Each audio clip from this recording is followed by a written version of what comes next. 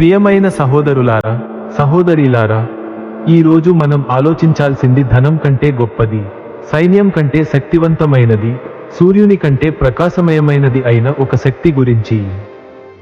సత్యం ఒక పదం మాత్రమే కాదు, అది జీవన సారాంశం. నదులు సముద్రం వైపు సహజంగా పారినట్టే, ప్రతి ఆత్మ కూడా సత్యం వైపు లాలస పడుతుంది. మనం దాన్ని దాచవచ్చు, వక్రీకరించవచ్చు, కాసేపు పూడ్చిపెట్టవచ్చు.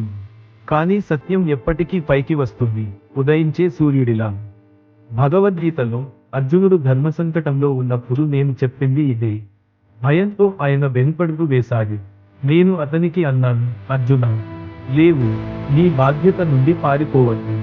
సత్య మార్గంలో నడువు. ఎందుకంటే సత్యమే ధర్మం, ధర్మమే శాశ్వతం. అది మనకెందుకు అవసరం?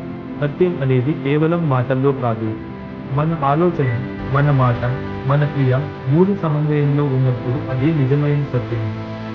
కఠినమైనప్పటికీ నిజం చెప్పడం, కష్టమైనప్పటికీ న్యాయం చేయడం, ఇది సత్యం. అబద్ధం మొదట తీపిగా అనిపించవచ్చు, కానీ చివరికి అది విషం అవుతుంది. సత్యం మొదట చేదుగా అనిపించవచ్చు, కానీ అది శాంతిని ఇస్తుంది. అబద్ధాల మీద నిర్మించిన జీవితం ఇసుకపై కట్టిన ఇంటిలాంటిది, ఒక గాలి వీస్తే కూలిపోతుంది.